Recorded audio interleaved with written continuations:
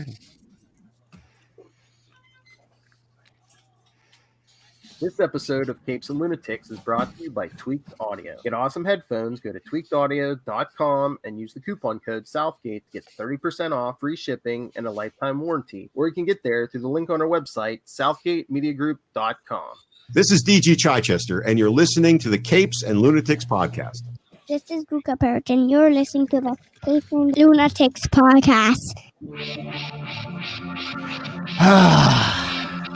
You think you've been in for it before? Stay tuned, everyone. Welcome back to the Capes and Lunatics, episode 178. I am Phil, and of course, who else is here? The stash from New Jersey, the pretty boy, our eye candy. It is Charlie, the Professor Esser, and of course, the scientist Vinkman is, and she who lives and breathes total darkness, the queen of the armadillos from Florida. It is. Hey y'all, it's Lilith Hellfire, and I just want to let y'all know I ain't afraid of no ghosts. Full pun alert tonight, yes. All right, because we are attempting our biggest roundtable ever that we've ever. Because we have, let's see, 3 of us. I mean, 6 guests. I could do math. All right, so where should we begin? Well, it's of course. Spectacular. Why don't we start with our unofficial member coming triplet. coming to you all the way from Australia, where it's Sunday morning, Ray? Yeah, it is. It's a nice early morning. I've got a mug of coffee, so I'm ready to go. Look how big you are. Coffee. Yeah. So yes, Sunday morning coming down. You can hear him. Apple juice. You can hear him always on Last Sons of Krypton, a Superman podcast. To Know Her is to Fear Her, a Spider-Woman podcast. The last Tuesday of every month on Capes and Lunatics Sidekicks, talking Scarlet Spider with me and Matt. Sausage Fest! Shut up. And ready, Lilith? Of course, his big one. Into the night. The Moon Knight podcast. The one and only, baby. We were practicing for that, Ray. All right, so let's go to. I have so many choices. DJ Nick. Go like DJ Nick, our friend from Italy. What is up? Hey guys, all good over here. You know, it's a nice chilly evening over here in Milan, Italy. So I'm very happy to be here. And thanks for inviting me. And you are on Happiness and Darkness, a superhero movie podcast. What is it? The Gold Standard, the Oscars podcast. Correct. And Whiskey and Cigarettes, correct? Yes, indeed. that's not even a podcast. That's just It's a show. I'm sorry. I got into Lilith's hobby. Yeah, it ain't just a show. It is also a way of life. How Lilith lives her life. I don't think Lilith smokes. Moving right along. Keep it moving, boss. Yes, sir. All right. So, coming to you from Alaska, the real Alaskan housewives, Dianne and Marnell from Biters, the Walking Dead podcast, and hopefully one day the Housewives podcast. One day, but I'm here to tell you, okay, I'm Dianne. It is dogs and cats living together, mass hysteria. I'm not making any promises about life from a 2-room cabin. There is no Marnell. There is only Zool. She sleeps above the covers, 4 feet above the covers. All right. So, hey, and you had us invite a guest and introduce us to Steve. Come on. This is our beloved Steve from Aim for the Head, which is, I've got to say, the best Walking Dead podcast out there. Aww. It's the only other one I listen to. I didn't even listen to our own. Oh, that's really sweet, because I agree. No, there is no modesty. There is only Steve. Thanks a lot for inviting me along for this crazy journey. This is going to be fun because this was one of my favorite movies as a kid, and getting a chance to look at it again through older eyes is going to be a lot of fun. All right. Glad to have you, Steve. And last but certainly not least, probably the inspiration for this episode, because I know when he appeared on Capes Lunatics 175, we said we'd have to do more something together. And Mr. Jamie Burns from the UK, I know Ghostbusters means a lot to you, seeing as how you do a podcast about it. Uh-oh. Uh-oh. You're muted. Nope, now he's muted. I I know. can hear him a little. Uh-oh. Maybe volume. The ghosts have gone in. Apparently there was a haunted house in England associated with Gozer, so there we are. Oh. There were. What the heck? Gozer the Gozerian. It's not me this time. That's all I can say. So he's Gozer the Gozerian. Is Gozer where he's from?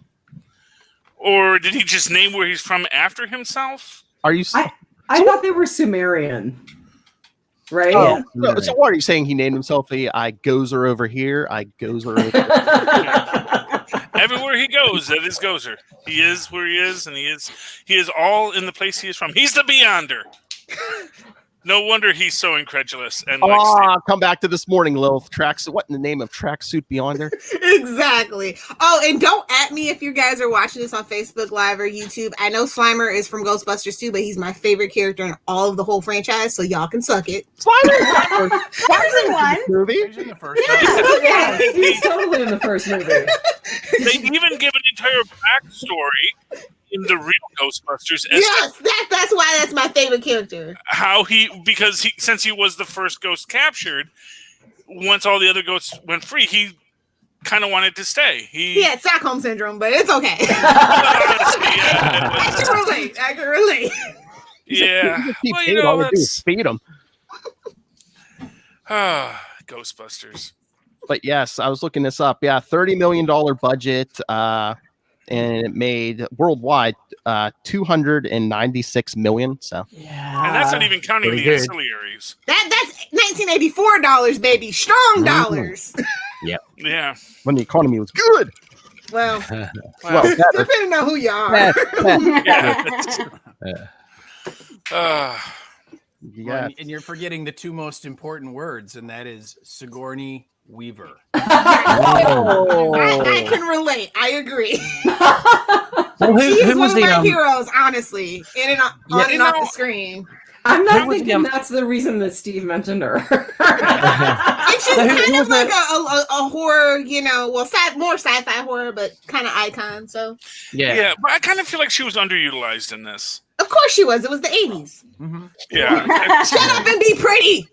This is a movie about four men. Of course, Yes. Yeah. Well, Yeah. you know. And But don't she get was me wrong, she was a big name. She was a big name around then. Right? Yeah, I she mean, was like the she had Amy. second biggest name on the poster. So, Oh, Yeah. But okay, you know, I so- feel like Winston Zeddemore kind of got. well, pushed- if Eddie Murphy pushed had out of- played the character, it would have been more obviously. Mm. So, Yeah. Yeah. might have been a better film. Winston would. Ernie Hudson did but well. you know, He did all right. I will say Winston Zeddemore owns that role, and I was so sad, like, because he did the voices for the video games for a while. He went away, and then he came back for that last video game that they did in 2009. Yeah. So I like he's that guy for that character. When Arsenio Hall did the voice in the cartoons, I was just like, Yeah. no. I mean, don't get me wrong. I love the actor. I just feel that because they short shrifted the character, which to me, every time I watch Ghostbusters, more and more every time I watch it, I see a film that could have been much better that got bogged down by the egos of. Yeah, but it's a product of its time as well, too. So Yeah, but it's like, I guess to me, Murray and Aykroyd are not the two egos you want bouncing off of each other. no, Because sir. I think they definitely feed each other's worst influences that you don't see in many of their other separate projects. So, for example, in this, we really see Bill Murray being the typical Bill Murray character, which is patently unlikable.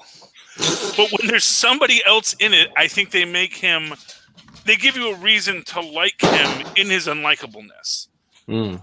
But I think they just really fed into Peter Venkman is just going to be this note the whole time. And it really, like, to me, of all the things that hurt this film, Bill Murray is the main one.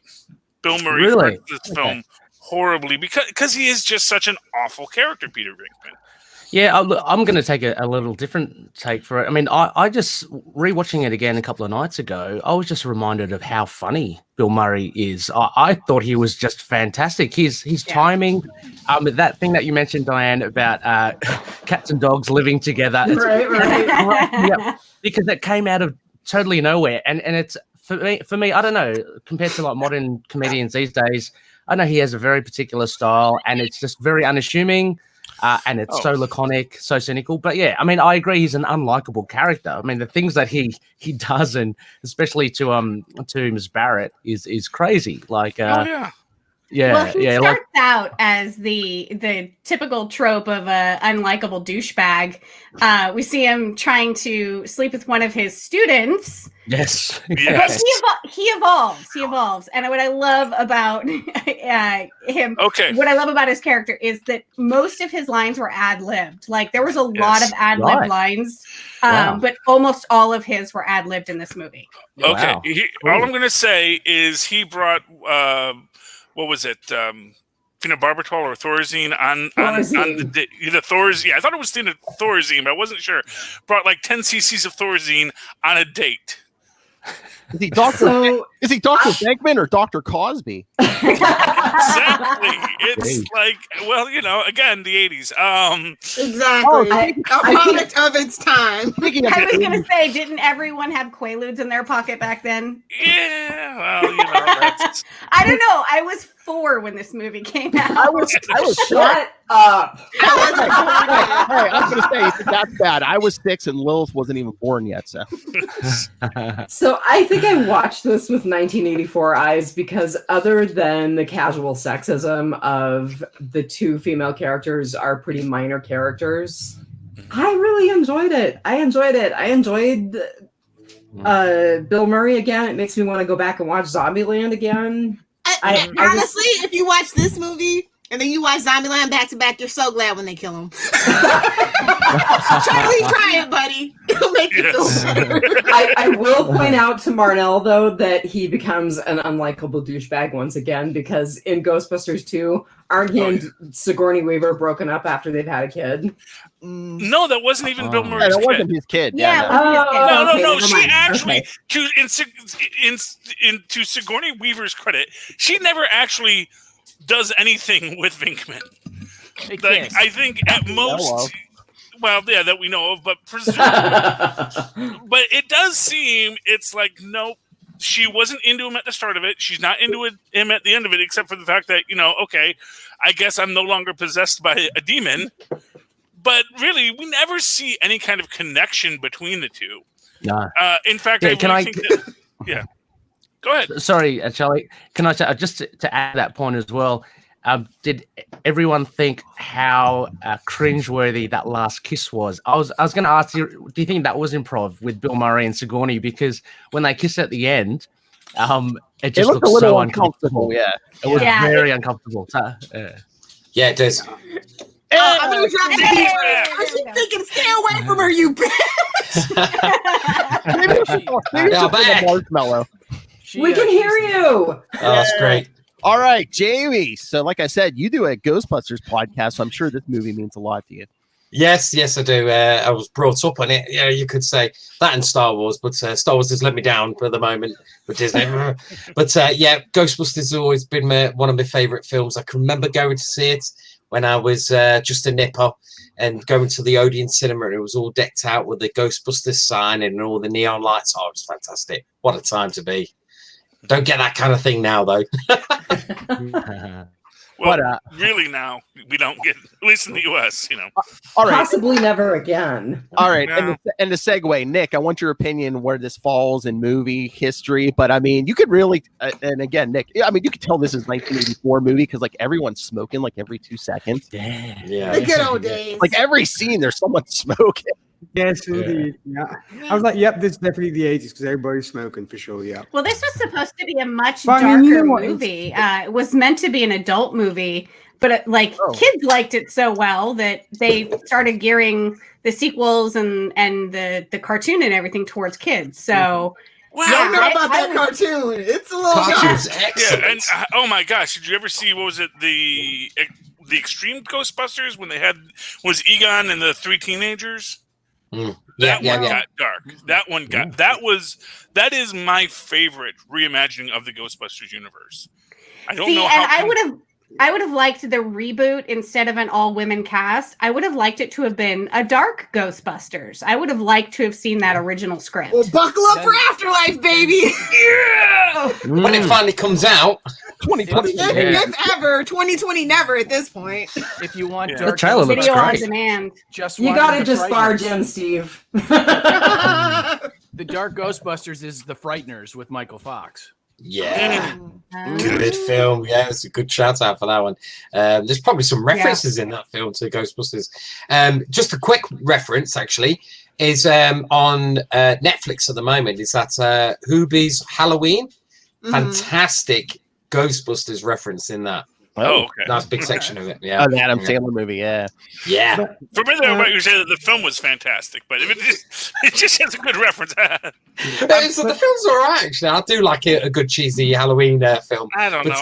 When it kicked into the Ghostbusters theme, and I was like, oh yeah. If you're a 90s kid, you have to like Adam Sandler. It's just kind of one of those things, and he's still like trying to thrive off of that whole 90s kid vibe. I'm just saying, Ernest has already been scared stupid. I don't need anyone else to. I don't need another dumb guy saves Halloween story. I don't know. I just how do you follow a classic like Ernest Scared Stupid? That's all I'm saying. All right, I was looking up trivia. But Phil, you actually were saying, to kind of put it into movie history, context. If you think that in this year, 1984, Amadeus won the Oscar for Best Picture, it was a very weird year for the Oscars as well. I mean, but yeah, Amadeus. I mean, I like Amadeus. Don't get me wrong. I mean, it's a good movie. I mean, I enjoy music. Amadeus still rocks you. Oh, for sure, always.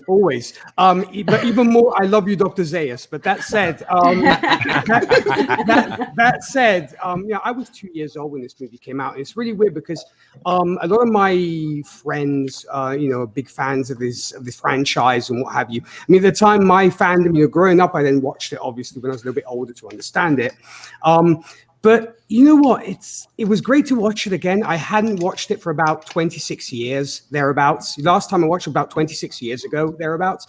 Because, I don't know, I mean, I enjoyed it at the time, but I guess my fandom has always been mainly with superheroes and what have you. But obviously, for the 80s and stuff, kids and stuff were, even over here in Italy, obviously, it was a big, big deal. Even more so when the animated TV show came out as well. Both based on the movies and also the previous Ghostbusters TV show, which I absolutely love, and I know that Charlie's a big fan of that one too. But yeah, it was great to watch. The thing is, some of the special effects were hard to sit through. I have to be honest. $30 million, We're so baby. spoiled. We're so spoiled now. I mean, you know what? It reminded me of like Howard the Duck, which was roughly around the period this came out. That's one of my favorite movies, to be honest. I love Howard the Duck. I love that makes two of us, Jamie. It's just of practical animation. Duck nipples. Duck nipples.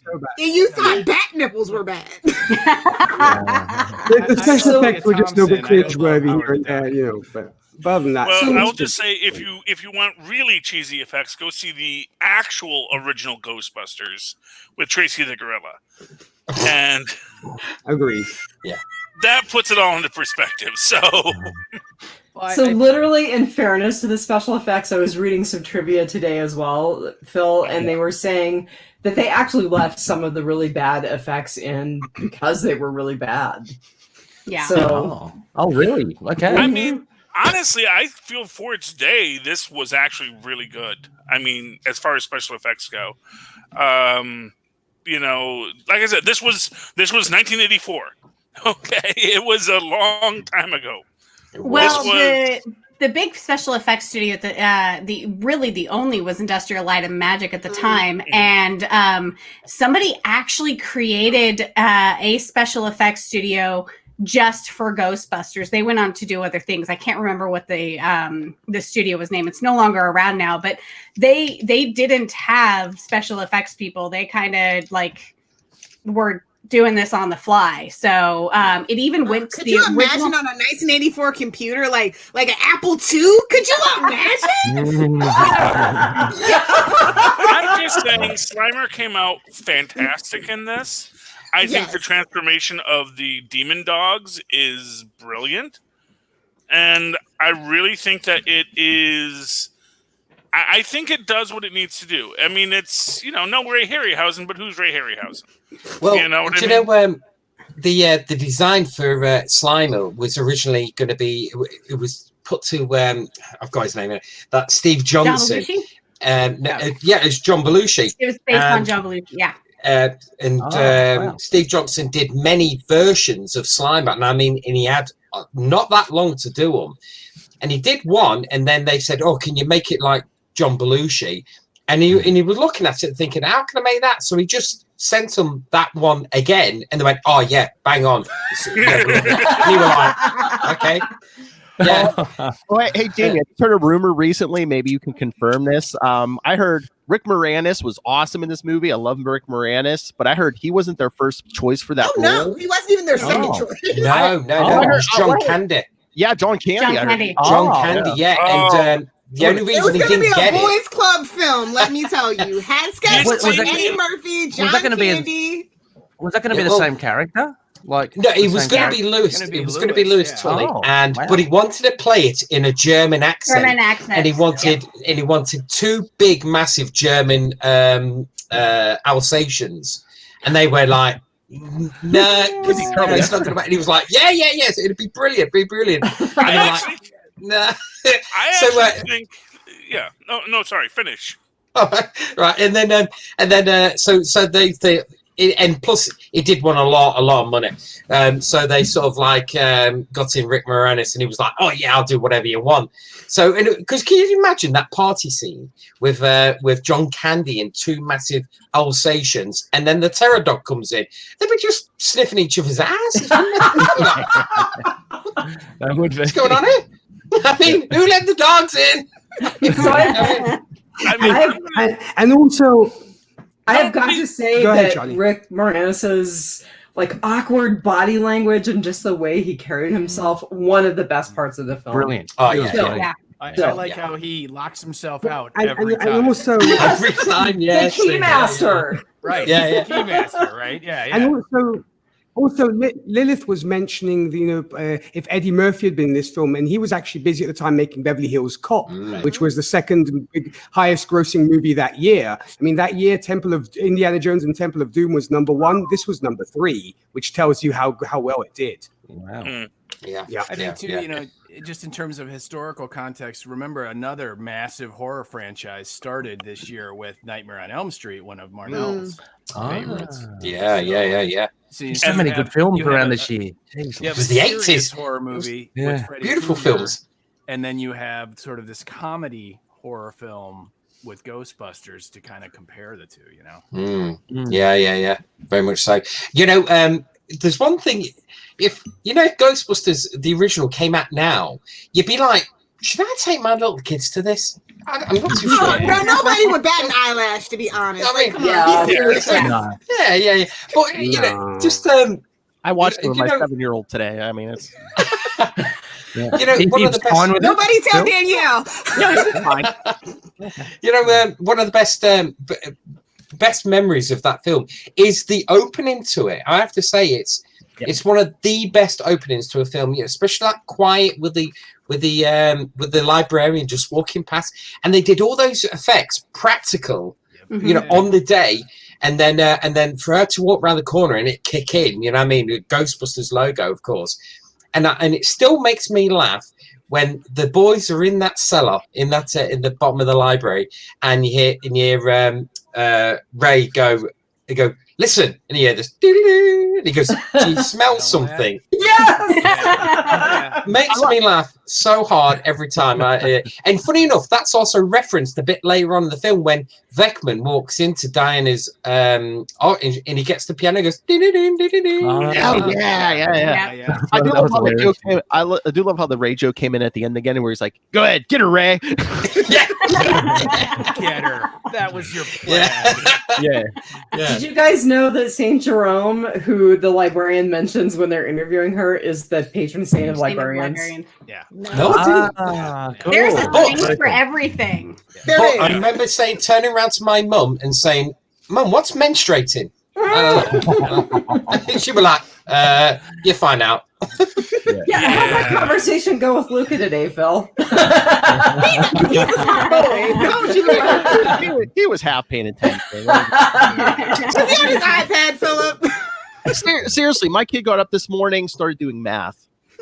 Yeah. Yeah, those raising a nerd, not very cool. That's good. good. He's a math nerd. He was talking math. We need in the more of Cold War. those. He was talking math in the Cold War this morning. Dude, I am so not questioning your parenting. My kid just got up and went straight onto his VR system and started playing. What's that tell you? Games too, but yeah. Luca's probably going to design a building that like starts invoking demons from parallel universes. I'm just saying. He might have already done that because Lilith was up here last year. Exactly. All the Christmas presents this boy will get as he grows up. Don't you worry. I am telling you, if the pandemic ever closes down, Aim for the Head and SMG, it's going to be just one big fan fest. Absolutely. Oh, can't wait for those conventions to open up. I've got all this equipment because I'm wearing my Ghostbusters suit. Look at that. Yeah, cool. Very nice. Oh, is this up? There we go. Nice. I've got my proton pack on the wall, and I've got my PKE. Look at this. You know what I mean? Did you make the proton pack or did you buy it? I'd like to say it's hand built. It is hand built. It's on my wall. It's a big, massive foam, real Ghostbusters pack. If I could take it up, but I don't know where to put it on the floor. That's okay. That's so cool.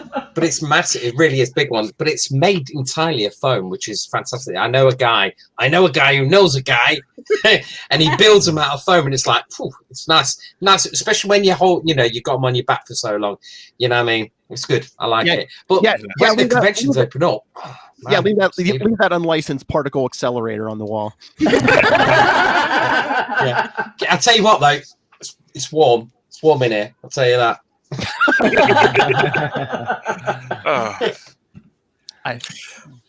Does it really cause anybody to love firehouses? Like, I've always wanted to live in a decommissioned firehouse because of this movie. Yes. Well, we found out Lilith's next project. Yeah, no,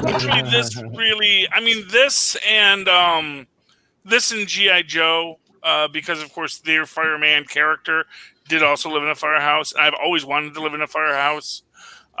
There actually was a firehouse in Newark for sale a few years ago that I saw, but it was only a one-story firehouse. So, what's the point if you can't have the exactly? I'm not gonna say. Phil was waiting for it. Everyone, be quiet. I want a clean audio of Will saying, "I want the pool." But yeah, I mean, I was not going to make any jokes about sliding down poles, and there you go. But again, maybe this is my old manishness, but it just seems like the entire, granted, yes, Ray's the one bringing the money in, so he gets to make all the decisions, but it's like they're all clearly bad decisions. Everyone had 3 mortgages on their house. Was it a meta commentary on Wall Street? Who knows? I mean, it's just the idea that they say, okay, this building it ought to be condemned. It's completely useless, and Ray's like, it has a pole. And then it's like, Hellfire making decisions. and then it's like, oh, it needs new shocks, new struts, new the car, everything.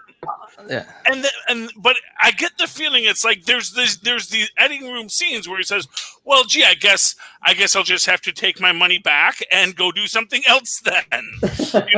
Basically he makes them do this, and okay, but I want to know who inherits a home and then has 3 mortgages on it. Well, the idea is that our president, maybe. I don't know.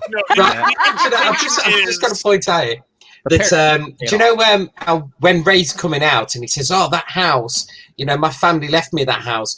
I always pictured that was a farmhouse. Yeah. Then when the teaser trailer came out for Afterlife, you know, with the slow looking into the barn, my brain automatically thought that's Ray at his family at his farmhouse. Oh, that's awesome! Right, and then but then of course when the next trailer came out, they've sort of pushed it that it's Egon. Now, my question is, if you had a choice of who lived in a farm, would it be Egon or would it be Ray? Yeah, I reckon Ray. You're right. Exactly, it's Ray. Yeah. Egon won't live in a farm; he'd be living somewhere else. He'd probably living in Ray's basement, but you know, probably living in his basement. Egon grew up on a farm collecting spores, molds, and funguses. There's a good place to get it. Yeah. That Egon may have been born on a farm, and if I recall from the real Ghostbusters, Ray's people are from a farming community. Yeah, they've got a farmhouse. Yeah. Yeah, I mean, Egon's people. No, Egon's people. Because they go to the town that Egon's like great uncle founded. It's a very rural place. But anyway, the idea is I can see, much like Sheldon Cooper, the idea of someone who isn't really raised in a rural environment, but was raised in Texas. And for anyone in America, if you're in Texas, that's rural. And are we going to tell him, Marnell, or are you? He's the ultimate, literally the last frontier. So Diane barely has indoor plumbing. Yes, barely. Yeah. I was actually I thought you were gonna defend Alaska. I was gonna say, I basically assumed that bears walk down the street there. Pretty much. Bears in this, There was one parked outside Marnell's window one night when we were podcasting. Kid you not? Allegedly. About my alligators. Although to be fair, we have a lot of bears in Jersey.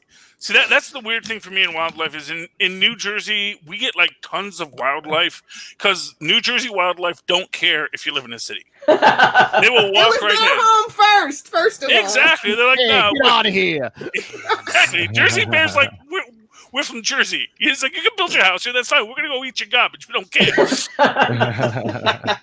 We just have to worry about cats. Jersey bears are not what I was originally thinking Charlie was talking about. They got those too. They got plenty of those too, don't you? Damn it, woman, you beat me to it. Newark is a cosmopolitan society, and it's a good thing. Hey guys, can we speaking of wildlife as well? Can we talk about about the Environmental Protection Agency and Peck? And what your thoughts are on him? He's a great actor. He always plays the a-hole, and he's very good at playing that. Except he's not. That's the thing about it. He's trying to do his job, man. Is. But he had no proof. He was like, these people, they're conning people. He had no proof they were conning people. And he gets a warrant.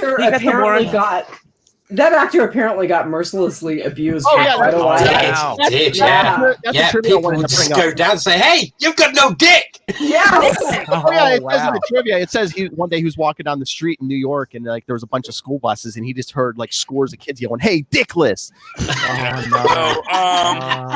Yes, he was the Jar Jar Binks of his generation, which is he was actually.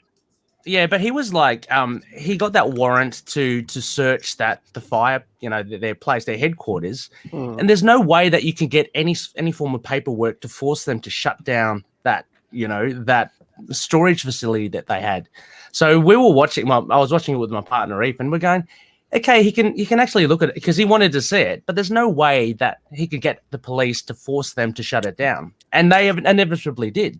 So I don't know for the EPA in America. Come on, be serious. And for what it's worth, Ray doesn't know about New York cops in the 80s. For what it's worth, Peck's the guy who actually does it, and in that extent, Peck is making a bad mistake. But it is a mistake that is sort of like you are polluting. I mean, because that's the thing. As they say, it's an unlicensed nuclear accelerator. You're not supposed to have those on your back. Yeah, that's that right now. Immediately, there's immediately a question of what kind of waste is being produced by this. You know, I don't think that Ghostbusters figured out cold fusion and said, "Oh yeah, you know what? I guess we could use that cold fusion for another purpose, couldn't we?"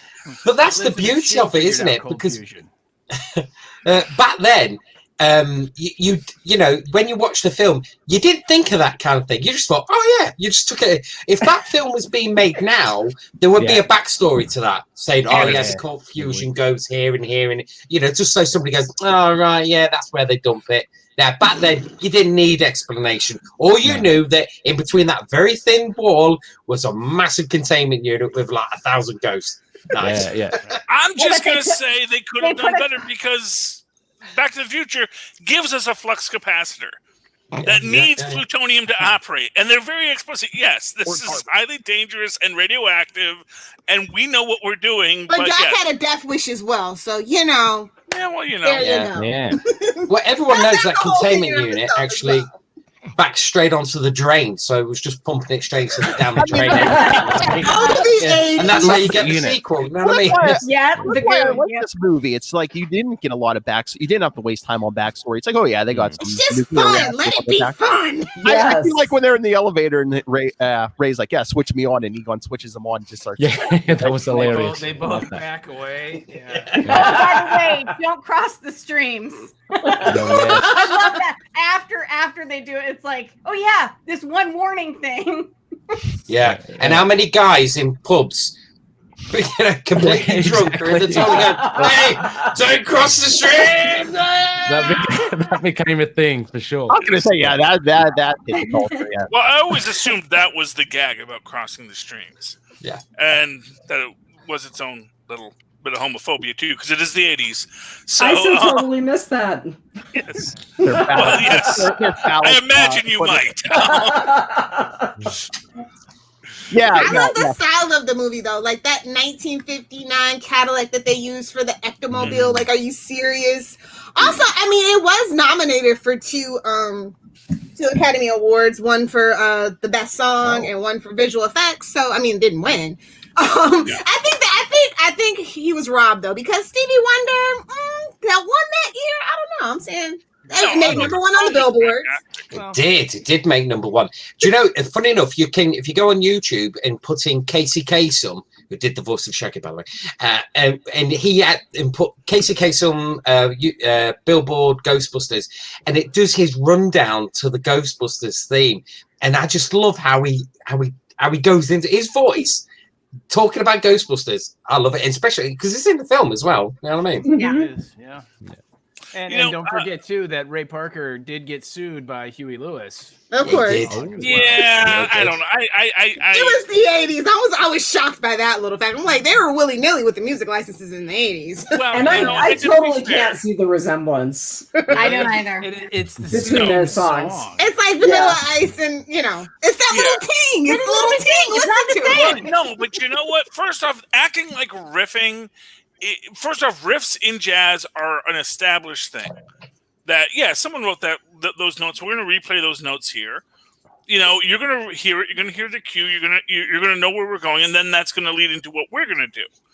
And music has historically been this very collaborative thing where, yes, people would borrow and outright steal from everyone, and no one got mad about it. Well, Huey Lewis is getting big badass karma happening right now. That's all I can say. Well, you know, when was the last time the News had a new album? Well, no, he's got horrible Meniere's disease and has lost most of his hearing. I don't want badass actual karma. bad things. I just want him to have bad career. As much as I love Huey Lewis, and let me say, I am the biggest fan of Huey Lewis on the News. I love their music. I just feel like, dude, you made your money. Don't go harshing other people's gigs because their song sounds too similar to yours, you know? I'm just waiting for the comeback for Huey Lewis and the fake news. They settled out to court, didn't they? Sorry, Steve, go on. Yeah, the story is that Columbia Pictures went to Huey Lewis first and said, we want you to make the music for this. And he said no. And so then when they put together a scratch copy to send to Ray Parker Jr., because they hired him. They had laid in "I Want a New Drug" into the movie as a temporary track. So when Ray Parker Jr. is watching it and they're saying, "We want a song kind of like this," and then he writes, he's like, "You got it, buddy." Like that. You got it. Exactly the same. And Huey Lewis, when he saw the movie, is like, "Wow, that song sounds familiar." And I do got to take exception because it is the same song. Yeah, it is. Yeah, it is. Well, they settled out of court as well. Yeah, they settled out of court. You know, I understand the whole, hey, it's a collective, but at the same time, you know, would you give up money that if it's blatant, for something a blatant earned? ripoff? I guess, you know, that's the thing. I don't care about I don't care that much about money, and and that's weird. I'm weird like that. I don't care about money. I mean, I like it. I would like to have more of it, certainly. But if I had enough of it, I don't think I'm going to be like, you know. It's like the guy who did Calvin and Hobbes. You know, he's not going out there suing everyone who puts a peeing Calvin in their truck because he's like, whatever. You know, you don't think that he has a licensing deal on that? You don't think that he he doesn't signed a deal and got paid for that somewhere? I mean, I think according to every website I've ever read on the subject, no, he gets paid nothing, and he doesn't sue over it. It's like, I made my cartoons. Probably, and I don't even think he cares if he publishes cartoons at this point, because he publishes his cartoons and he makes his money off of the publishing of his cartoons. Because there's enough people who want to buy a Calvin and Hobbes book that if people are like posting Calvin and Hobbes memes, it's like, what do I care? It's free advertisement. Yeah. Exactly. So what is going on that we keep coming back to pee? It's a very masculine movie, and guys are just, you know, you guys are obsessed with the fact that you can stand up and pee. Maybe that's what it is. Hey, Steve, can I just ask? That's a really badass stein you got there. I hope there's meat in that. That's cool. I love it. Yeah, I thought you were drinking from a vase. Big talk from the man who eats kangaroo. Tell me you're drinking a Moscow Mule. Yes, it is. Very good. There you go. This brought to you by Kinky Pink. Oh, nice. Yeah. Nice. Yeah, you know, as much I just drink apple juice on these podcasts. Yeah, everyone is drinking, I must admit. You know, watch this stuff, people. Yeah, I have my coffee. I was going to say Ray's got coffee. That's right. A little Irish coffee. You can't see it. No, it's fine. He may be coffee. He may have things to do today. You know, it's Sunday nonsense. I don't know if they have Sundays in Australia. You know, no. Saturday straight to Monday. Is that what happens? You know, no day I would rest. say this. Working in a lot of companies that have some global stuff. Yeah, not every country does the same thing the U.S. does. So, I mean, Sundays. I'm pretty sure we have a Sunday. Okay, well, yeah, but it doesn't mean, you know, people. Is there someone at Dunkin' Donuts? Do you have Dunkin' Donuts in Australia? Okay, never mind. We've got Krispy Kremes. We've got Krispy Kreme here as well now. Wow, that's just weird. That Krispy Kreme is predating Dunkin' Donuts, but Hey, no Tim Hortons? Goodness. Can I just say that at the moment, Walter Peck is in charge of the economy at the moment because he just wants to shut it all down. Well, that's what I was going to bring up too. It's a very 80s movie in its themes. You know, small business and no unregulated business, damn it. That's what this is all about. EPA bad, small business good. Can you tell that Reagan's president during this? Because I can. It's a very 2020 movie. We never left the 80s. Like, the difference is that there would be people on Walter Peck's side in 2020. You know, there would be an entire meme culture around who are these, you know, who are these people with unlicensed nuclear proton accelerators on their backs? You know. Well, I remember. I mean, when this movie came out, I was 6 years old. I was like, "What is this evil EPA organization?" I blame this movie for people who don't have respect for the EPA. Blame this movie. What I will say you asked that question, and I didn't know what menstruating was. So it's what I am going to say is, I hope you found out, Jamie. What is central to this film on all levels is a heavy denialism. So, as an example, we have at the start of this, you know, we have Venkman being a very bad scientist, as I've said. He's screwing up his own data points because he's shocking the guy when he gets it right and he's not supposed to, just so he can do what he wants to do. But then with Peck, clearly ghosts exist at this point. Clearly there is an exponential level of spiritual sightings. Just because Peck hasn't observed it yet, he must have heard people talking about it. Now, he may want to write it off to mass hysteria, but a good scientist would say, okay, but a good scientist should say, what is this data that we are receiving? What are we looking at? And he'd want to know. Scientist. He's an administrator, basically. Well, yeah, and that is middle management's the worst. That is the argument that it's actually okay. And I maintain that you don't actually know what the experiment was that Venkman was attempting in the beginning. Yeah, it was to pull the bird. It could have been, it could have been guised as the are there psychics, but it could have been a whole parapsychology, sexual exploitation. It was clearly how do I get laid? That was his experiment, but that's not a competition. That's not what's in. That's not in his grant proposal. That's what I'm saying. Well, remember the cats kid and dogs living together. The kid gets angry and says, "You're pissing me off," and then his response is, "Then maybe my theory is right." So maybe that was the experiment, just to see how many shocks it would take to get that storm. Yeah, except that's not a parapsychological experiment. That's a psychological experiment. That's a different department. He had a doctorate in psychology, he said. So. Do you want to hear a bit of trivia on that scene? Yeah. Right, the girl that plays I did know her name, I can't remember, but when she went in to film that scene, the clothes that she's wearing is the clothes that she got from her, what she brought in herself. She was wearing when she came in, and they said, and she says, "Am I got a costume?" They went, "Oh no, you look fine." And she was like, "Oh really? man," Wow. yeah, and she put like her scruffs on as well. So that's her own clothes. Yeah. That's like a $30 million budget. Well, not for Steve, nothing. I totally thought it was Mary Catherine Stewart. I really did. Really? She really had did. the hair. She did. Yeah. She had the hair. Yeah. I kept thinking Christy Swanson. Yeah. Yeah. She has a bit of Chrissy Swanson. Yeah. But you see these people who play bit parts then go on to make loads and loads of cash just by signing the same photograph for the rest of their lives. Anyone from Star Wars? Where were you? What? And you're still signing? 40 quid? Yeah. Well, and some of us will get in line and pay for that. So here we are. Yeah. First, I'm saying loads and loads of cash. I think they might disagree, especially when you consider the cost of going to cons and and of course these people right now are without a line of income, so it's kind of sad. But just to bring us all down. Well, they're doing online cons too, and you actually get a more honestly the video conferencing one-on-one, like instead of like just having it be like in the line with somebody, I think is like kind of better for everybody. That's just my personal opinion. Yeah. You can screen recording, it's a thing. Especially when you're in a queue for like 5 hours and the guy gets up and walks off just you're about to get there. Exactly. Yeah.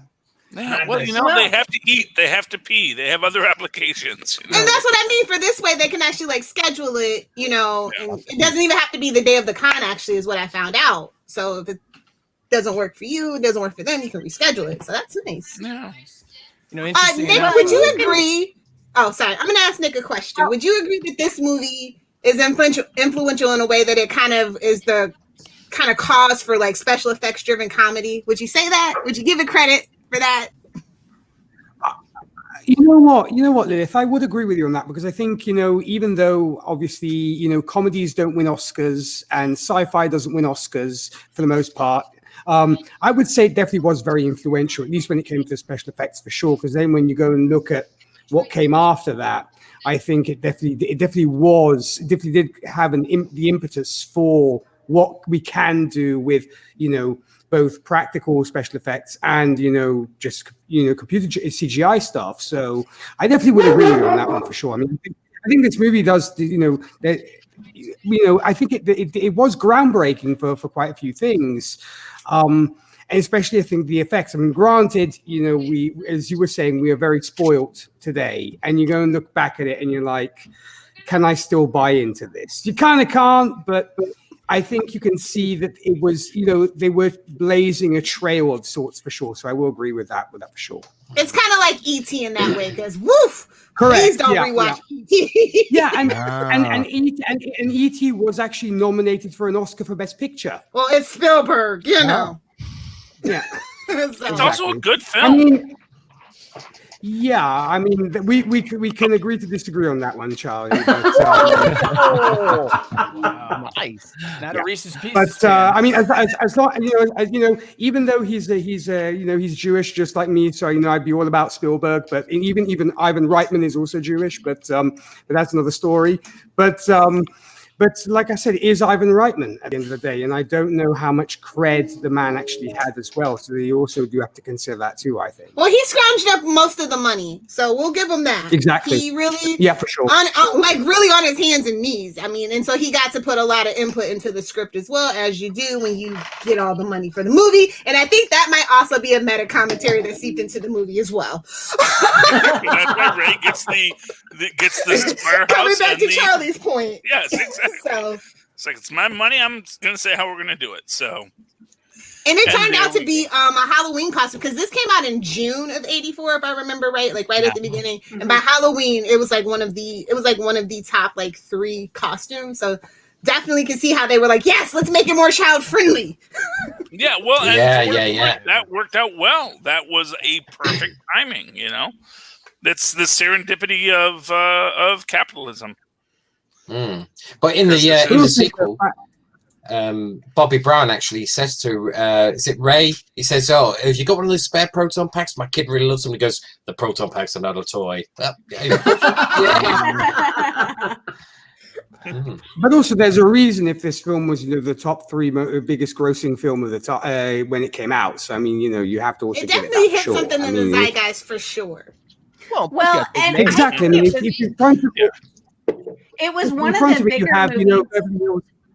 Because in front of you, you've got Beverly Hills Cop, so you have Eddie Murphy when he was in his prime, and you have Indiana Jones, which is one of the biggest franchises at the time as well. So this movie definitely did something special for it to only be behind those 2 movies. This opened up a huge door to tie-ins with like McDonald's and Barbie and like all the other toys and games and music and everything. So this was the one that I really remember being one of the first movies where you wanted the toy in the Happy Meal because it was like Slimer or a proton pack. I just remember plushies and Ecto Cooler. Yes. Ecto Cooler. You can still find those. I don't know if I would drink them, but they still sell them.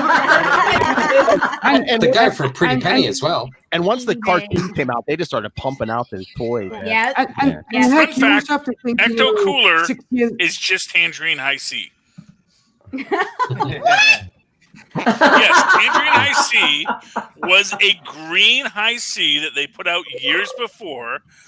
And as soon as Ecto Cooler came out, because it was green, I said, "Oh, that's Tangerine High C." Why would Tangerine be green? I don't know.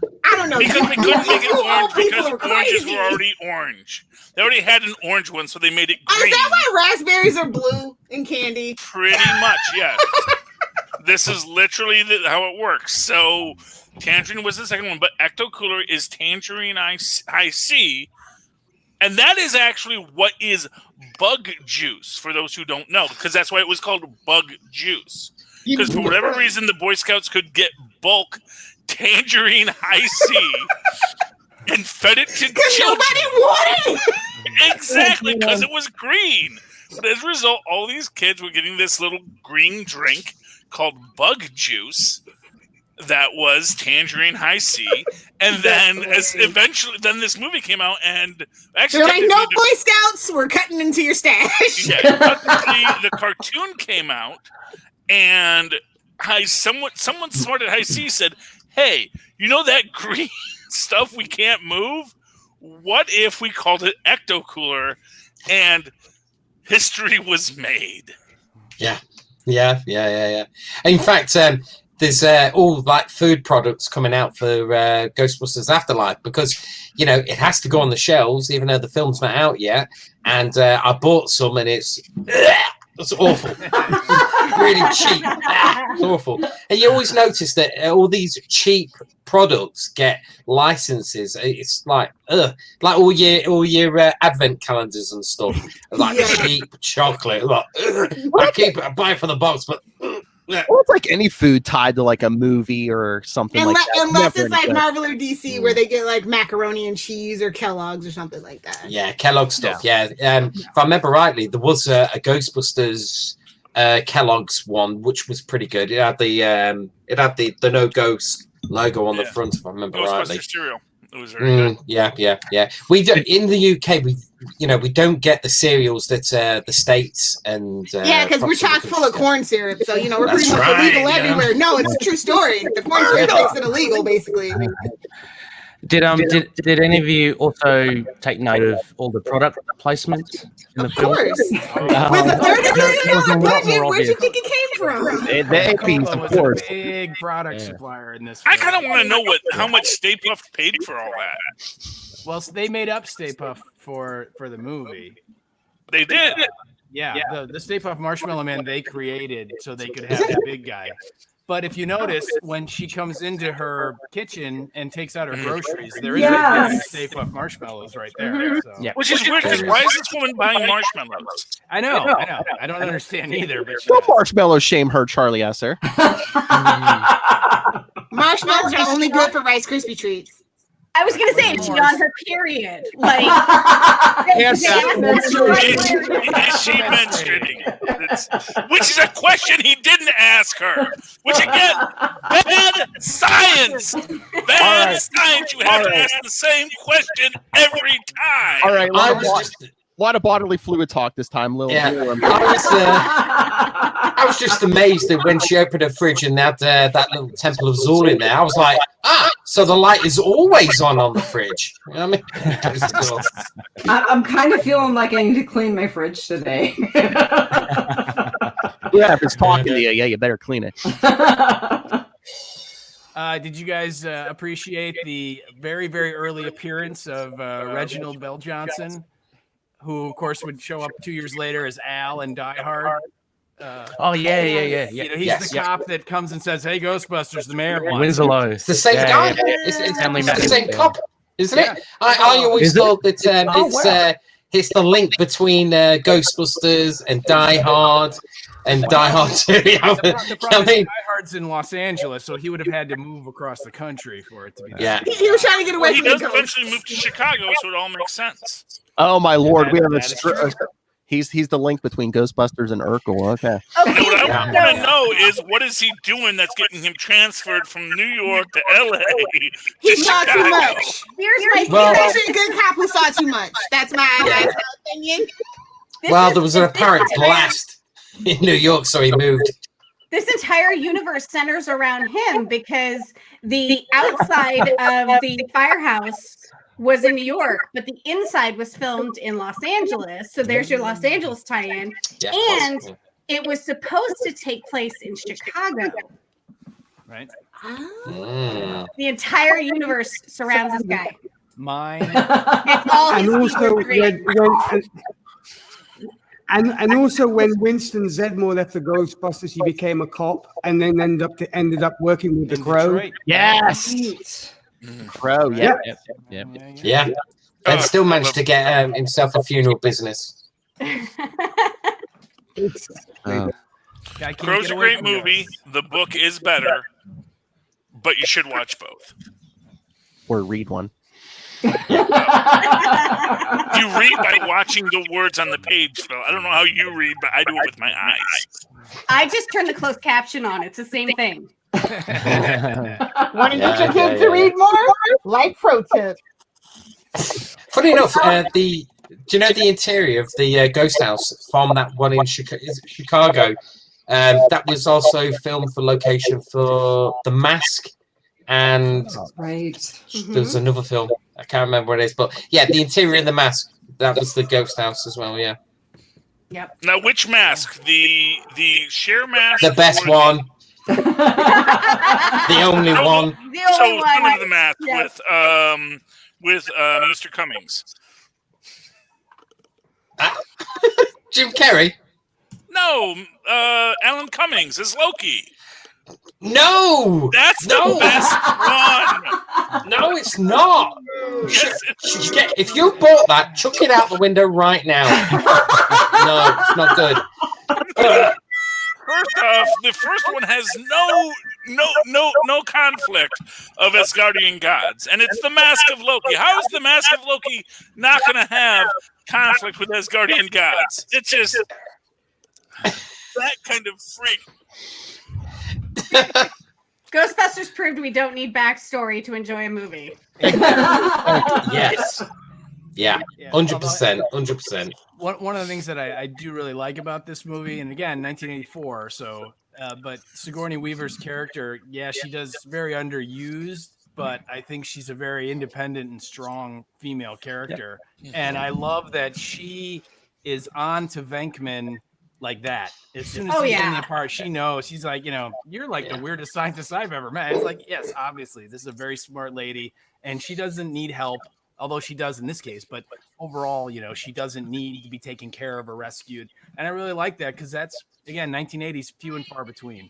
Yeah. Yes. And she can predict the future as well, because she says to him, you more look like a game show host. Was he in the game show host? That's right. That's right. Yeah. The original line was car salesman.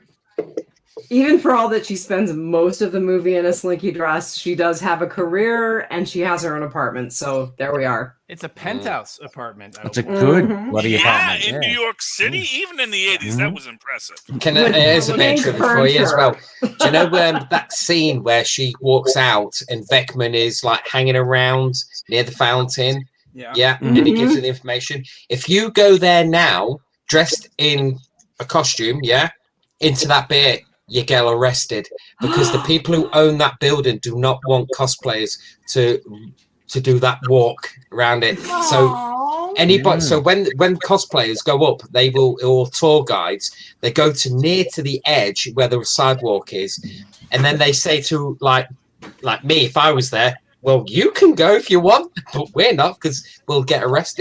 True story. That's rude. Oh. No, it's not. It's like the people who throw that pizza on the house of the Breaking Bad house. Don't be that person. No, don't do that. That's just mean. But you guys want a really cool fan theory? That is okay, and this may come up in that afterlife because if they're going to do callbacks, this would be the most brilliant thing they could do. Sigourney Weaver has a freaking she's an art restorer. Okay. She has a penthouse apartment in New York City. In part 2. Yeah. Well, I assume she's still in art. It's not like that's just like you show up one day and say, hey, can I be an art restorer? Say, sure, go ahead. I thought she was a cellist. Yeah, she plays She's a musician, yeah. Maybe she's got a hobby. She's got no hands. What can I say? In Ghostbusters 2, isn't she an art restorer? No, it's changed the guy jobs. that she's kind of seeing. The guy she's seeing is the art restorer. Okay. Yeah, I didn't watch Ghostbusters 2. I only watched Ghostbusters 1. But whatever. But honestly, if you're a cellist, again, that's not a high-paying gig. That's a rent-controlled apartment, which means she got that from her grandmother or her grandfather or someone who was in the original cult of Zool, which means that's why she is the gatekeeper. Because she bears that. You watch. I bet you when you get to this Ghostbusters Afterlife, that's going to come up. That she had that rent controlled apartment, that gorgeous, big enough for a piano. Yeah. Who has an apartment big enough for a piano? It's a penthouse. Exactly. But that's the thing in New York City. That tells you that character must have an ancient lineage to this building, going back to its architect and its magical qualities. Oh, we have a guest. Here's another one for you. Rabbi, the guys just went, God, she's hot in number 87. Let's use her. I'm just talking about the character in the story. It's But no, I've been watching a lot of. I've been watching Lovecraft Country, so that whole secret society stuff, whole secret society stuff, and the lineage of people. No matter how you got to be that lineage, it's kind of. I keep thinking 666 Park Avenue, a very short-lived show. Justice for Terry, okay, stepdad, yeah. Justice for him. I thought that's where you and Lilith were going to be living in 5 years. I mean, if I can afford it, because it's like actually kind of it's based on a real building. It is. No, it is a real building. It is a real building owned by Jared Kushner. Bostner. Yeah. Yes, and honestly, again, ancient lineages to evil. Yes. It's like Stolen I don't know. I'm a big thing. It's like I'm a fan of revelationist literature as a genre, and I have watched this stuff that people was like, this person's the Antichrist, this person's the Antichrist for centuries and or decades for myself. But it's just this idea, and then it's like, here you go, 666 Park Avenue, and this and that and the other, and everyone's like, I don't see it. I don't know. All right. Hold on a second. All right, Ray. Not to get political, but Ray, you got it. You said you got to go. Yeah, sorry. I've got to. Hit us with some plugs. Yeah, hit us with some plugs before you gotta go. Oh yeah, it's great to meet you. Yeah, you too as well. And I just want to say a huge thank you, Phil, for inviting me over. It's a really cool film. I'm glad I rewatched it. I might go rewatch Ghostbusters 2 now as well. It's a lot of fun. And Jamie, far out. If you're all into Ghostbusters, I've got to hit up your shows as well. So that's yeah, come on, all of your shows. Right? All of your shows. Cool.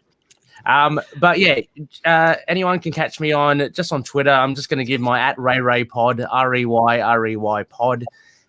Just contact me there, and you got links to the other shows there. As Phil, I don't want to spend half an hour saying them. So Moon Knight, Superman, Spider Woman, Scarlet Spider. But really good to chat with you guys. It's so much fun. But sorry, I've just got to head out.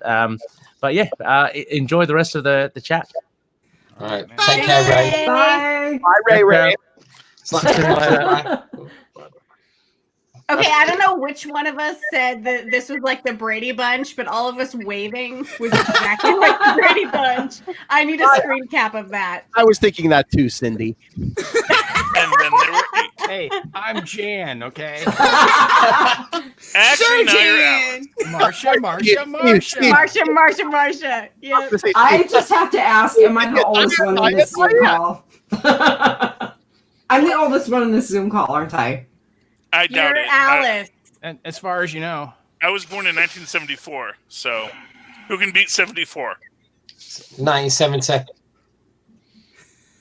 What, 77? No. Charlie, you're not the oldest one now. Oh, hey, it's good to be young again. You're not the oldest one for once. Hey. I just turned 50 in September, so you and me, man. I'm right behind you. Okay, there we go. Right behind you. You old people dragging down this show. Why can't you let us young people do our stuff? Meanwhile, Lilith and Marnell are jumping rope over there. Whatever. At least I've still got my hair. I have the hair. I just remove it on purpose. Marnell, I like that crazy scientist look. It sets off you're a the stash. millennial, I'm aren't all about you? the stash right Hell yeah, I'm proud. You continue being the forgotten generation, you Gen Xers. You damn latchkey kids. You and your apathy. I feel called out. Yep. A generation of nothing. Anywho. Your sunshine and rainbows, Marnell. We brought you Nirvana. My son, he keeps saying to me, he goes, "Oh, you were born at the right time." And I was like, "What, in the 70s? I had flares. It's not the right time." He goes, "No, you had the films of the 80s." I was like, yeah, well, I can remember them. Yeah. Hey, they're all on my DVD unit. Yeah. Hey, bell bottoms and serial killers. Yeah. Living the dream, honestly. Hey, we're all old. My 7-year-old's like, man, anyone born in a year that started with 19 is old. I felt personally attacked in secondhand embarrassment for Phil when he told me that. I was like, ooh, ouch, that hurts. Oh, man. It's a bit weird when, when your boss turns around and he says, oh, yeah, I was born in the year 2000. I was like, God. I will say this for Gen X. We were raised with the idea that we would live through Armageddon and Apocalypse, and here we are. You made Here we it, are. kids. Yeah, it's like, I knew this. It's like in the 80s. Yep, I totally understood. Yep, So, we James, were on society. Cover cars too. Just tell your boss, have fun with your retirement. Ooh. You don't want to tell your boss that because they're, you don't want your boss because then you're not going to have your retirement. So it's. I'm vested.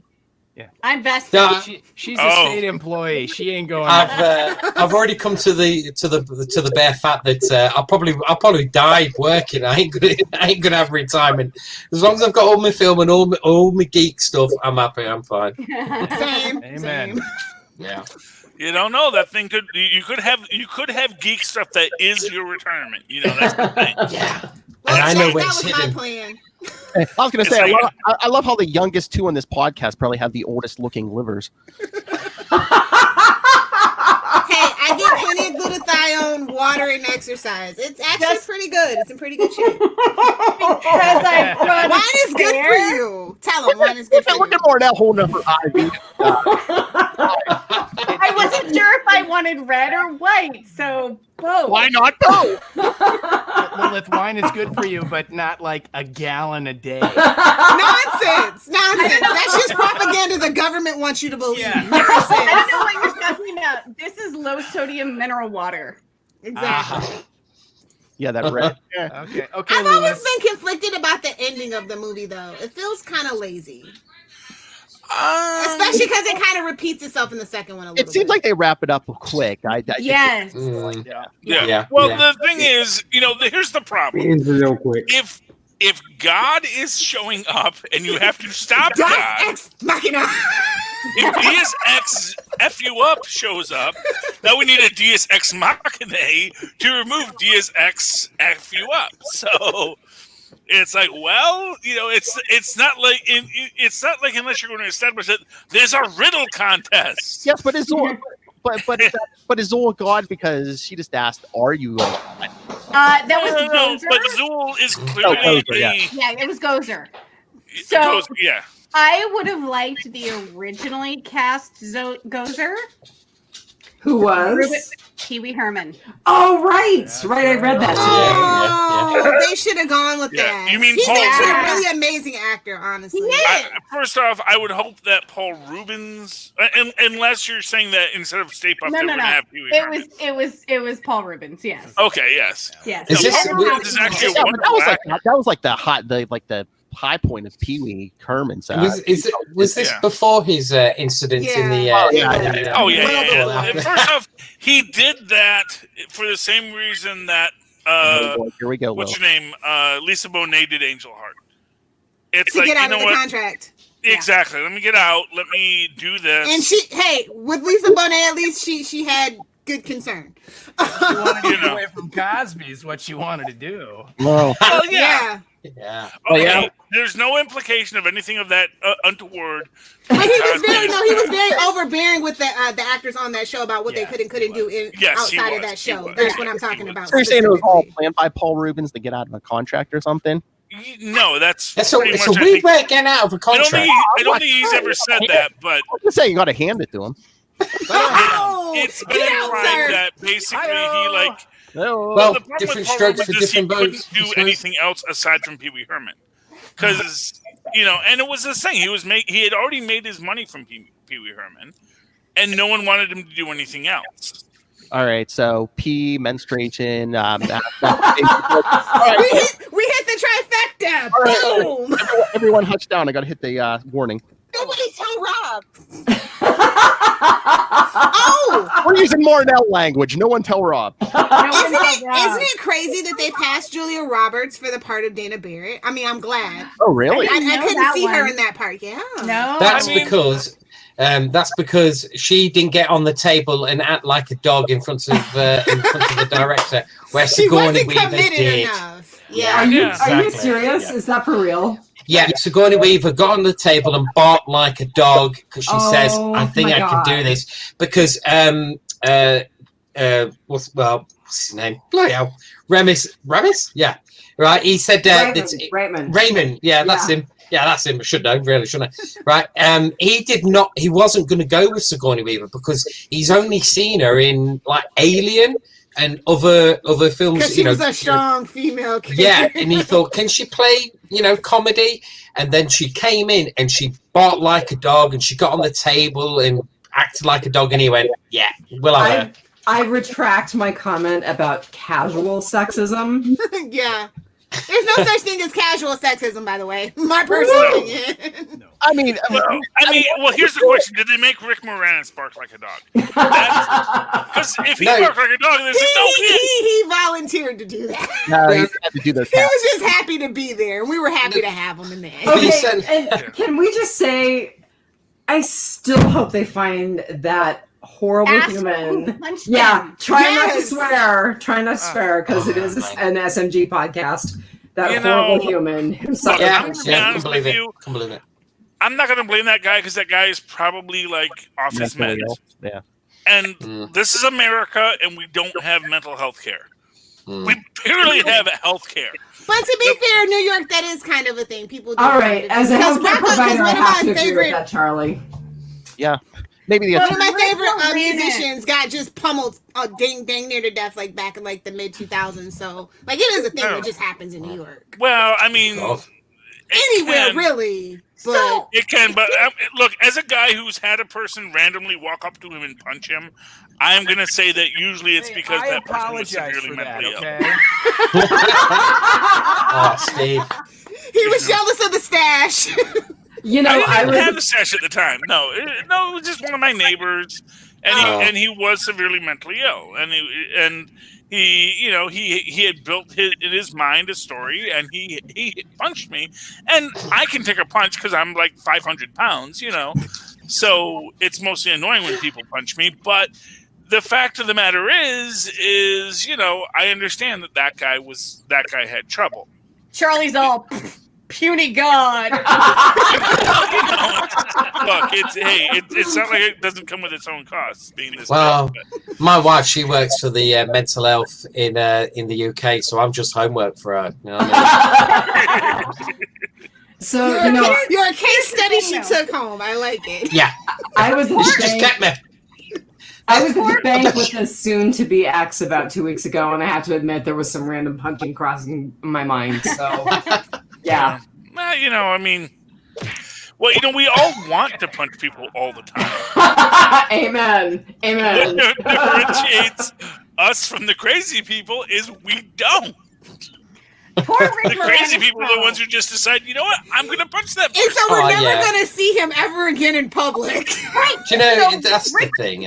Rick Moranis retired from public life to raise his children after his wife died. Yeah. And I feel like he appeared in the Mint Mobile advertisement for Ryan Reynolds, and all of a sudden he gets punched in the face. Dude, we're never going to see him again. No. In fairness, he's been out twice since then. So yeah, that's good. He's not going to let them stop. I'm going to say the man lives in New York City. He walks that street every day. There are crazy people who are allowed to walk free in New York City because that is the nature of the American mental health care system, which is arguably an improvement over the previous system, but it's... Nurse Ratchet, anyone? And all this on World Mental Health Day, no less. For what today is America is bad at mental health. We're entertaining and informative today. Thank you. America is bad at mental health. We have a very hard time with middle settings. Because invariably back to Reagan. The Reagan era, let everyone out of asylums.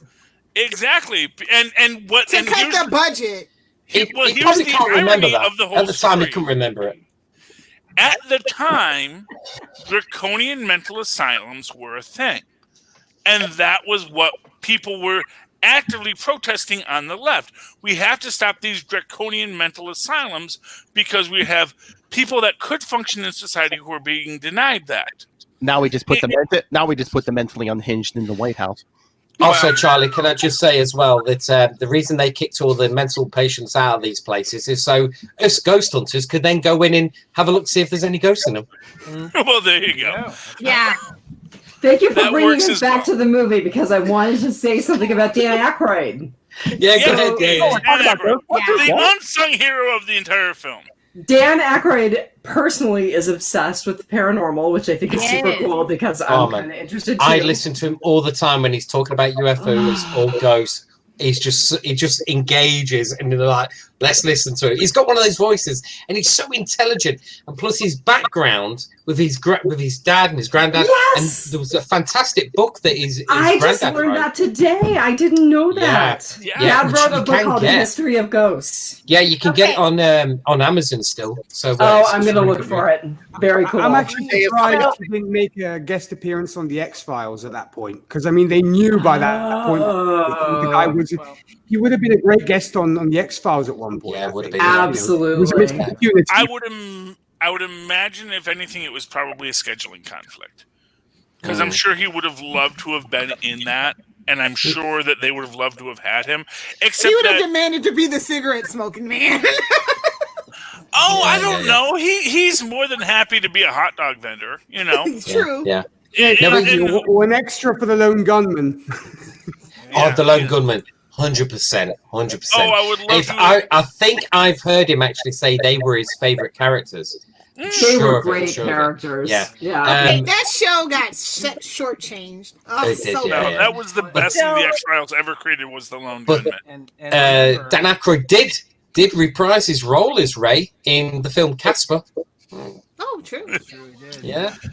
Who are you going to call? Someone else. Dan Aykroyd did invent the Bassmatic too. Yeah. What's the Bassmatic? No, that was on Saturday Night Live.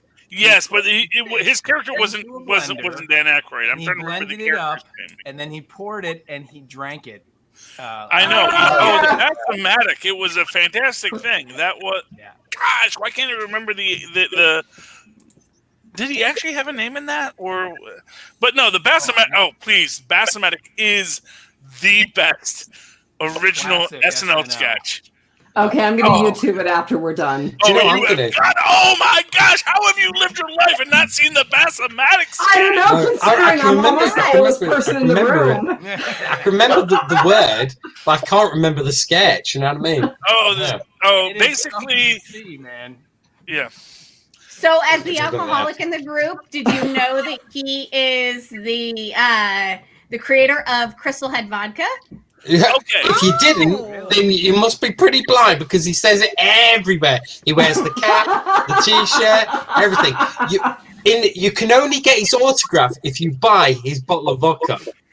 I totally buy his bottle of vodka. The bottle is vodka are really nice, I must admit. The bottle is a skull. That's all I have to say. Why? Gorgeous. Do you know why it's a skull? It's because he's fascinated with the crystal skull. Yeah. That's the thing. See, to me, I've always felt Crystal Skull vodka was a huge sellout for him. Oh my god, I don't know, Charlie. I think I'm even harder in love with Dan Aykroyd now. Oh my god. I mean, to me, vodka, the occult. Perfect. The housewives are in. Here's a bit of trivia for you. I'm sure that our friend Jimmy already knows this, but the Dan Aykroyd insisted the ghost interaction scene between him and his character. Where the sheet is pulled back. If you recall this one, if you know what I'm talking about, I'm trying to be euphemistic. And his pants were unbuttoned, yes. Yes, I know where you're going. Thank you, Phil. That was something he insisted on and insisted be in the film because it happened to him. No way. I believe that's the story. Jamie, correct me if I'm wrong. Did it happen to him, or did he just say it did happen to someone else? But I believe it actually. He says it actually happened to him. Couldn't have been just. I feel like I heard that. I've not. Do you know that's one that I've seen the deleted scene where it's completed, but I've not heard that reference anywhere.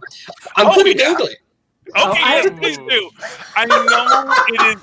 But from what I heard, he fought to have it in. He said, "This is what ghosts do." I know this. I'm an expert on the occult. It says here. Well, actually, it is a very common story, though.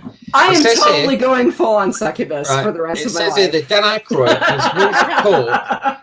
was once pulled up by the police after drinking many liters of crystal vodka, where we alleged that he fell down in a dark tunnel where somebody pulled down his pants and performed on him, and he thinks it was a ghost.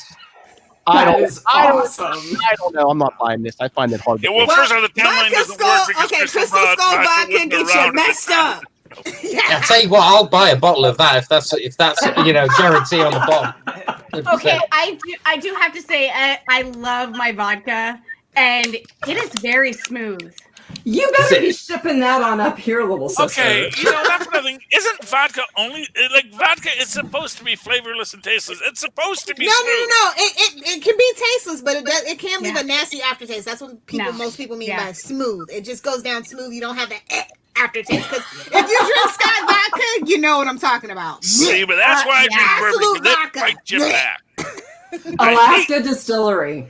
Vanilla Sky. I hate anything that doesn't, because it's alcohol. You should be afraid of it. It's a spirit. You should respect the spirits, and it should punch you once you taste it. See, I feel like we're going right back to the whole Kentucky, thing. moonshine is the word you're looking for, sir. So it's a spirit being sold by Dan Aykroyd that was involved in spirits.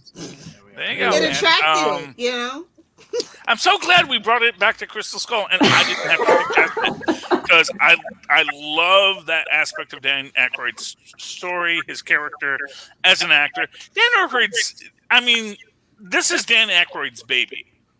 Oh yeah, then in him and Harold Ramis, right? This. Yeah, they did. Yeah. Well, the original version of Ghostbusters, it was set in the far future with spaceships and aliens and stuff like that.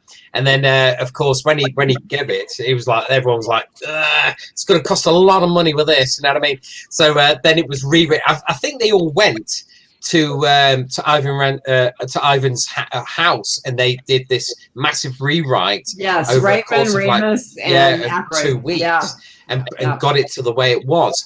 And what I liked more than anything is when Ivan took it up to the studio executives with the script, and they went, "How much?" And he went, "Feels like 30 million." And they went, "Okay," you know what I mean? I think it was 30 million, but it was the way he said it feels like. The budget for the special effects was $5 million, and they still came in almost $1 million over, just because it was such a small studio, and like everybody else was busy with Indiana Jones, and then they also Star Wars and all that stuff after it. So. Well, I was gonna say, $1 million over budget, that's nothing. Oh yeah, exactly. Movie budgets are like Star Trek engineers. They expect you to pad the bill. It's 10.5. Exactly. They're willing to accept it. It's like it's gonna take it's like Scotty always says, you always put in an extra 3 hours, and how long it's gonna take you to fix it. So they call you a miracle worker. So So it's like remodeling a house. Just add 10%. Exactly. Yeah. Oh, every week. It's like honestly, remodeling the whole house. I was gonna say when I say 10%, I'm really saying 20. Yes. Do you know where I was just flashing up on the trivia? It says here that Michael Keaton turned down both the roles of Peter Venkman and Egon Spengler. I did not know that. So Egon was actually there was a whole bunch of people that were thought of before Christopher Walken, John Lithgow, Christopher Lloyd, Jeff Goldblum. Wow. Jeff Goldblum is Egon. Oh my god, that's too sexy for Egon. I'm sorry. Yeah, exactly. That's the problem. See, he would be great for the E, but not the Gon. That's the problem. Yeah, but the scene with Annie Potts when he comes out from under the desk, Yes! totally different context. Exactly. And this goes back to the John Candy and the Rick Moranis role. It's like these would be completely different films with these different actors. Mandela effect. I demand it. Make it so. What it comes down to is, I would love to have seen John Candy as that physically imposing and in his own presentation sexually imposing character. Because what makes Rick Moranis interesting is that he is this guy who sees himself as a player, but no one is seeing that. John Candy was a guy who, when he saw himself as a player, when he played a character where he said, "No, I'm a player," you were like, "Okay, yeah, I can see that." I can totally. No, you got to see him when he's doing his sexy guy act. He can sell it. Hey, there are big sexy guys out there. There are big sexy guys out there. John Candy is not one of them. Yeah. I've seen him do it. I'm just going to say John Candy was a As chameleon. a 90s kid, the only thing I can think of is Camp Candy, and I can't imagine it. Uncle Buck. Uncle Buck. Yes. 100% Uncle Buck. What I'm going to tell you is if you see him in Wagons East, his last film, you can actually say, okay, I can see why I can see his thing. I can see where he's going with it. That's Wagons East is not a good film overall, although it does have Robert Picardo in it. And I'm thinking Charlie had plenty of Skull vodka. Yeah. No. Oh yeah. Okay. You're gonna pay that much for a He's coming bottle? third on that alcohol behind Lilith and Marnell. If John Candy was playing Lewis, though, please tell me, how is Sigourney Weaver going to dip him? Well, yeah, that's the thing. Yeah, there is that. It's Can a I also completely say, different film. But again, that's the thing about films. It's like you cast the film and then you write it. right? Do you know where? Do you know Annie Potts, who plays Janine? Have you noticed how she's dressed in Ghostbusters 1? It's very, very, boring look. You know what I mean? And they sexed her up for Ghostbusters 2. Oh yeah, the dress, and the hair, right?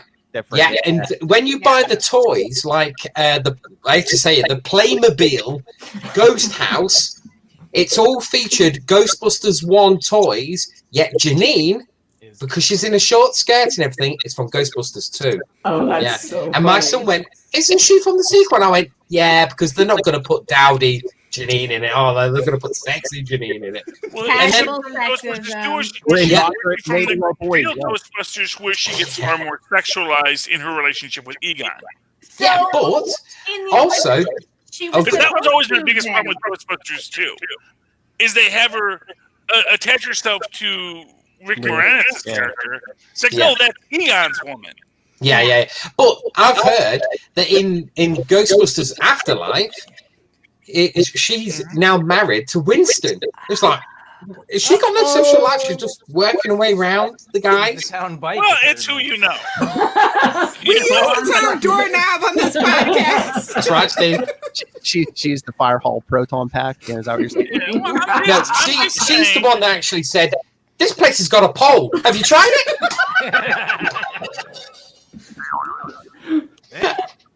Nice. But yeah, I would have been interested to see what Michael Keaton would have did with the, instead of Bill Murray. Yeah, he would have come in and gone, "I'm a Ghostbuster." No, don't be that guy. Sorry. I actually love I'll tell Michael you. Keaton as an actor. No, I mean, he Michael was Keaton comedy at that point. Especially comedy.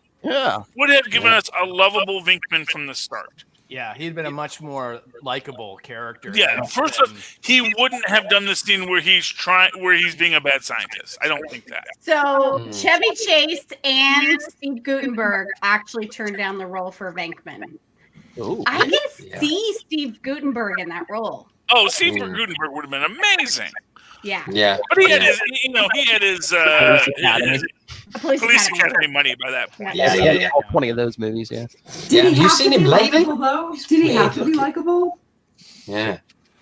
He's a strange guy now. Here's the thing. Here's what I'm going to say about everyone who says, "Why can't characters be unlikable?" Because then you don't like them. Patsy and Adina, for as horrible as they are likable because they have a connection to other people. Yeah, I mean, don't you want your protagonist to be likable? Yeah, well, that's the thing. I never ever feel that. I don't know. As a person who likes Artemis Fowl, the book, you absolutely can't have an unlikable protagonist. The book, but he likes the film. No. Let me just answer this. Does Artemis Fowl like his father? Questionable. Look, all I'm going to say is that you can't have a character that is so unlikable that they have no connection to other humans. Unless you are a sociopath, in which case then that's something that you might like. That's fine. There's at least 2 or 3 people in this podcast feeling called out. Come on. I'm just saying, a character has to have a connection to someone. It doesn't have to be everyone else. It doesn't even have to be the audience. But if the audience doesn't say, "Oh, that is their humanizing effect," if they have someone who they do see as their connection, that makes them feel like, "Oh, okay, I can see how this character exists." I never feel that with Vinkin. Steve and Marnell are cold and dead inside, and I like them just fine. So, same for me and Lilith. I feel like. I was gonna say, Philip, you better speak up. Okay. Well, no. I mean, here's what I'm gonna say. I like Lilith. I actually feel a connection to Lilith. So I wouldn't turn my back on her, but I like her. To be fair, I have 4 dogs, so and I love them very much. To be fair, so Lilith immediately in this Lilith Hellfire story, no matter how unlikable her character might be, I have 4 beautiful doggies.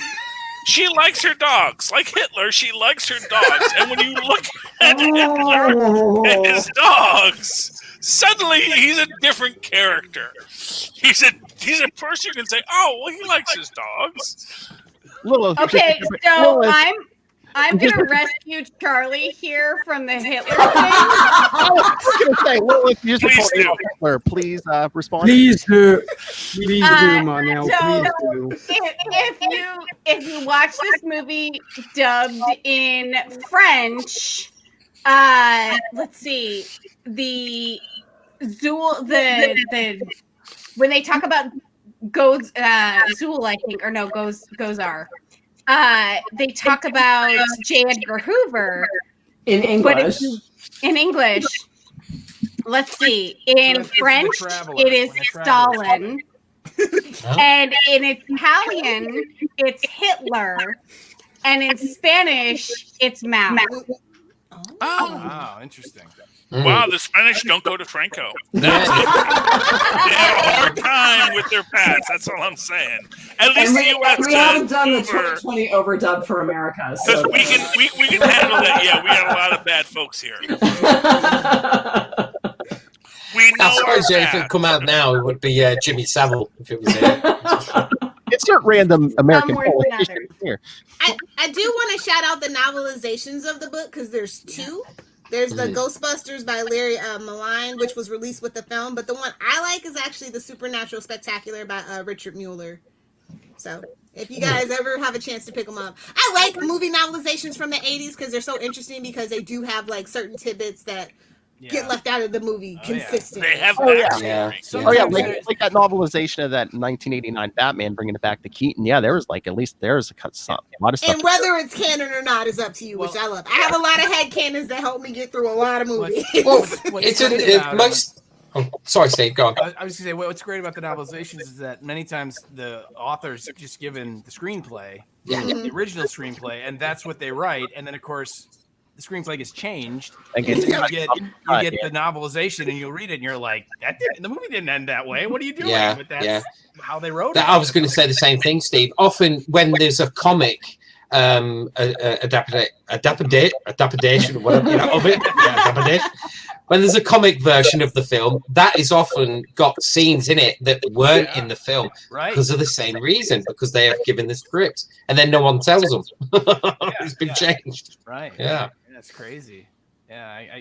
I remember reading the novelization of the John Carpenter Thing, which is a few years earlier, and that is a completely different ending. And I'm just like, when did this happen? You know, and that's where a lot of those theories come from and stuff. Yeah, absolutely. Yeah, I read the novel of Aliens, and I was amazed that there was no swearing in the book whatsoever. Yeah, right. Yeah, for what it's worth, the Gremlins novelization origin is apparently being explored in the new Gremlins. The alien. The alien. Yes, the alien origin for the Gremlins. So that's something that I know there's a new Gremlin project going on that's going to be explored. And you know why that is? Because kids my age read the Gremlins novelization, made it headcanon, and now they're writing the movies. They got Gen X is writing the movies now. Lord help us. We read all the novelization. Latchkey kid scenes in every single movie from here on out. Don't forget to take out the chicken. It's good that these people who generally do enjoy the films and the original novels are now writing, the TV series and the cartoons now, because you do see a lot of stuff that's on TV now that is so-called written from a fan point of view, and there's nothing that even looks like it was written by a fan. It's like somebody who just picked up I think that looks like Star Trek. Oh, I think that looks like Star Wars. J.J. Abrams, burn! Yeah. Discovery. I'm just saying. I'm rewatching. Oh, yes. No, I totally agree with you. Right. I'm rewatching. I'll tell you what. I'm rewatching the Voyager, and now I'm rewatching Enterprise. And I gave Enterprise back in the day a bit of a rollick, and I was thinking, what is this? I'm totally enjoying it now. And I was thinking, why can they not go back to that kind of thing? You know what I mean? That's me. I'm just saying. Yeah, I mean, let's go back when Klingons had one forehead, and it made sense. Yeah, and a sash. Don't forget the sash. I had the sash. Yeah. You need the sash. Where are you going to put your merit badges? If you don't have it, that's how you know that you've done all your Klingon stuff. Back when Klingons were Klingons, and they drank like Marnell and Lilith. Right. I have a question. For Jamie, do you have any of the Ghostbuster comic books? Because I've been scouring for a decent copy of those comic books because they continue the adventures. Yes, I'm just so interested in finding actual physical copies. Yeah, IDW still bring them out to this day, and there's some real good, interesting stories. In fact, I mostly read them digitally. You know what I mean? Because I get them digitally. But I did go out and buy the Transformers crossover. Yes, because it was so good. The artwork in it was just so good. I just loved it, and so I bought those comics. And if you put them all together, they produce like one big massive poster, all the front covers put together. Beautiful comic. Cool. But Jamie, they do dive in. Crossover?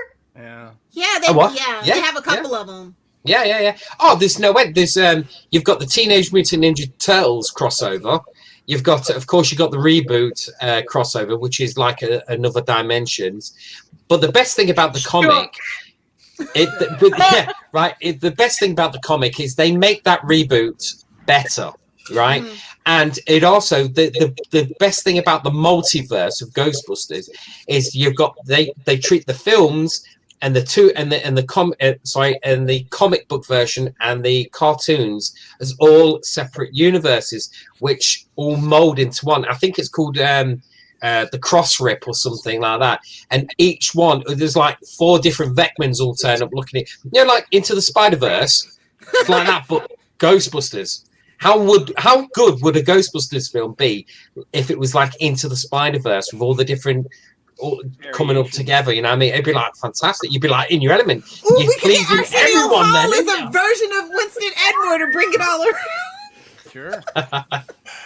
Hey guys, do they ever meet Tracy the Gorilla? That's I gotta go. I'm so sorry. It was great having you. It was awesome. Thank you very much. Please come back. Me. If you want me back, I'd love to come back. But see you later, Steve. I have something else. Okay, Steve. Throw out a plug. Throw out a plug for Yeah, Steve, where can we find you? You can find me on Aim for the Head podcast. Yay! Wherever your podcast live, it can be found. We are a Walking Dead universe podcast, and then in our spare time, we cover movies like Ghostbusters. So check it out. So, thanks a lot, guys. I gotta go. Have a good night. Steve. Hey, Lilith, I think we got to get this same group together, all 9 of us, to do what we were discussing for end of the year. Oh yeah, Remember absolutely. what movie we were talking about? That? Yeah, that'd be cool. That'd be Are really you good. gonna let us in, or Yeah. No, you're just in for the ride, and you're gonna like it, ladies. I'm All on right. board. I got booze. I'm here for it. I want that crystal skull. I can't afford one. She totally has to send me one, and then How much are then I'll those sign crystal up. skulls? So I actually have a couple of these, and I filled them with black sand. Oh, yeah. Yeah, there's larger ones too. I really need to get a larger one, but I have a whole lot to drink before then. Before I can justify that. So come on, tell us what the price range is. I think this was $40 in Vegas.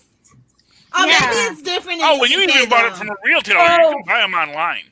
In Alaska, it's way more expensive. I bought this one in Vegas, and I realized that I couldn't take liquids back on the plane, and so I proceeded to Drank them all. Drink it all. Oh, shut up! You did not. Don't blame you. Don't No, blame you you. go Yeah. to the you go to the toiletry travel kits and you start 100%. pouring. You fill those. 100%. So Again, Jamie, okay. she's 10 years younger than me, but she is my role model. Again, Diane, why aren't these two soulmates? I don't. Why aren't these two married? I don't know. I'm just going to be the part of the throuple that cooks. Yay! I take it in the States, you still have shops then. You know, you don't just chuck a brick through a window and get stuff. You know what I mean? you actually use the door. Well, it depends. Ooh. I got myself some Nikes. Yeah. All right. Like All right. Harley Quinn. What? We're bad guys. Yeah, 99% of everyone. Yeah. All right. Let's start wrapping this up. Nick, you got final thoughts on this mess? No, I definitely had a blast hanging out with everybody. It was great fun. As I said, at the end of the day, do I want to rewatch this movie? Definitely. I'm glad it took me 26 years to watch it again, but I'm glad I did. Thank you for the opportunity, and I sort of really appreciated that. And if I were to say give this a score out of 10, I'd give this an 8.5 out of 10, I reckon, when it comes to it at the end of the day. Wow, nice. All right. What, Jamie? Are you giving this a 10? Do you know what? I don't think. Is there a film that's a 10? Me, I would go for a solid 9 on this because it's got everything that you want in it. You don't need these kind of backstories that new films need. You just need a good, solid film that you could just get into and just get it. It's just such a good film. There's so many jokes and you can't beat it. You just really can't beat this film. And well, like the studios tried to beat it, and unfortunately they couldn't. So they've had to redo it, haven't they? But it's just great. I love Ghostbusters, and I've seen it that many times. You know what I mean? How many action figures can you make of the only 4 characters? Oh, I mean, yeah, good solid 9, me, 100%. All right, Diane, what do you give it? So on Biters, we rate 0 to 5. So I'm going to say I will give it 4.6 haunted Mama Cass Elliot houses out of 5. Because that was Dan Aykroyd's inspiration. He lived in a house that was supposedly haunted by Mama Cass Elliot. Yeah, you're right. Yeah. All right, Diva, what's your score? So I'm rating it slightly lower 4 than Diane. Just because of the casual misogyny. but I rate it a 4.0 erotic ghost dreams out of 5.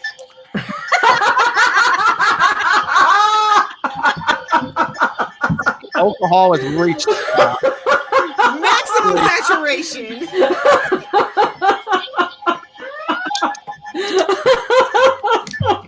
And hey, that Housewife podcast, if you don't name it Dianne and the Diva, come on. Spiders. Yeah. And hopefully, eventually, the Real Housewives of Alaska this weekend, Marnell. Let's do it. Unless you move to the Lilith Philippines. Hellfire. What? We are gonna guess. Lilith is gonna be a guest when we talk about The Hate You Give. Yeah. Oh. Ooh, You guys read the book too, or just the movie? Just so I know. You know what? I am totally not even dialed in, Lilith. I have got to do one or the other or both. So And I listened to book, and I listen to Biter, so I know Marnell does not read. Yeah, what's the book? Is that like turning the closed caption on? I mean, There's more than 3 channels Marnell has not read. it's the paper with the little squigglies on it. All right, from your diva to my diva, Lilith, what do you give this movie? I'll give it 4 crossing streams out of 5. Enough about your Saturday night. All right, Charlie Esser, what grade do you give it, or what rating do you give it? Well, for those who don't know, when I first started doing ratings on comic books in the Marvel Roundup with Phil, we said we didn't want to do a bunch of numbers. We did thumbs down or thumbs up. Or Because thumbs we just, sideways. would you recommend this to a friend? We also started doing thumb to the side because there were these ones that were in that middle. But, you know, Yeah. I'm going to give it a thumbs up. Look, look, for all the 80s nonsense of it, for all the bad science and scientific method that is observed, if you can get beyond that, it's a funny movie. It's a good movie. You know, it definitely needed more Egon. You know, it is a passion project for, honestly, I think it became a thing for Aykroyd and Murray to just sort of riff off each other, which is probably the worst thing that happened to it. But if you can get beyond that, if you can get beyond 80s politics, and if you can get beyond everything else, if you can climb the mountain that of pop cultural flotsam that this film is built on, it's actually an enjoyable film. And I do like Sigourney Weaver. She's amazing as the character. Rick Moranis, who my son said, he looks so familiar. I said, that's Dark Helmet. He goes, that's Dark Helmet! And there you go. There are things that tie this film together that do supersede it as an existence. And because of that expanded universe and all the things that came from it. It's like when you go back and read the first books by Stan Lee, they're like, okay, those are good comic books. But if you see the universe that sprawled out from it, you understand why Stan Lee's ideas were important, and therefore why Ghostbusters is important. And so I give it a thumbs up. All right, so yeah. Phil, what? don't think you're gonna skip out. Oh, that's right. Yeah. He's so used to being a moderator. And you see what happens to moderators in our country. They get talked over, which is what has happened. So it's I'm probably gonna give it a 4.5 out of 5. How did Luca like it? Did he like it? He liked it, but like I said, he was kind of off and on. He was on the iPad, he was watching it, and he liked it. He seemed to they like needed more math. If this was a more Egon-centric True. film, True. he would have loved it. It's like, yes, Egon, I want to see the formula. Math we can contain them with a formula. What's the formula, Mr. Egon? They had to talk either math, World War II, or the Cold War. He would have been all in. But I mean, you know what he's obsessed with now? With Friends. We've been watching Friends on HBO Max. Yeah. Oh, yeah. That's always on. Because Ross is a paleontologist. Maybe. And it has its nerd cred. Well, no, it's more like, oh, look, Joey put all of Chandler's clothes on. That's But Chandler is a data analyst in his day job. So okay, so here is the real metric. So Ghostbusters Afterlife, will you risk pandemic to go see it in the theater? Oh, they're doing that video on demand. Yeah, that's straight away. I went to see Empire Strikes Back. No problem. No problem. What about 1984? Yeah, just loved it. And I even took my 11-year-old at the time, and he was great. We just sat there and like, it was great. No one was on their phones. No one sitting next to me. It's great. Love it. But I'll tell you now, a lot of people say, oh, no, Afterlife is going to come out at the cinema. I don't think it will be. I think as time, it's just rolling on. They're going to bring it out on video on demand. Same thing they did with Bill and Ted, cinema as well as video on demand, because Disney have proved that crappy Mulan was a moneymaker, right? And now they're bringing Soul onto Disney Plus as well, and that's a major big film. So, and you can is it HBO Max? They've got the Snyder Cut. All these films will be going to streaming services. 100%. Honestly, the only 100%. Thing that I miss in the pandemic is movies on the big screen. Mm-hmm. I mean, I really Get don't yourself like a projector and a nice white sheet. I was going to say the same thing. That's all going to come back. Yeah. It may not be AMC, but here's the thing: AMC built a movie theater. Someone's going to buy that movie theater for cheap and put movies in it. That's literally how grindhouses started. That's literally the 1970s. I mean, that is what history has. Because eventually someone's going to say, hey, we got this building. It's built. It's a huge building at a great parking lot. I'll give it to you for cheap. It's designed to be a theater. Do you want to show movies in it? And people go, so yeah, sure, why not? Bring back drive-ins. Rick Moranis, my very first time watching Honey, I Shrunk the Kids was in Woodby Island at the drive-in. Yep. Never been to a drive-in. Juneau, Alaska actually brought back the drive-in, and we've been watching films like Princess Bride and Jaws and all that on drive-in because, amazing. I tell you, do you know, funny enough, there's one thing that with the pandemic that's happened is the cinemas have opened up with old films from the 80s, and they have made a ton of money now, and they've gone back into the charts, the film charts, these old films. So it just shows you that people want to see them. People want to see them. I one of my dreams is to build, to own a cinema, one of these little cinemas, and I'd run it just like that old cinema in The Last Action Hero. Do you know what I mean? For the little tickets. Jamie, now's your chance. Yeah, I will. I've got £10. AMC is closing. Honestly, you may be able to do it. I'll have change as well. Here's what I'm going to tell you. This is a fun thing about real estate. If you have a tangible asset, it's very easy to get a loan. So if you want a loan to get a tangible asset, because the tangible asset is a thing that they can repossess if you never make the payment, you can get that tangible asset.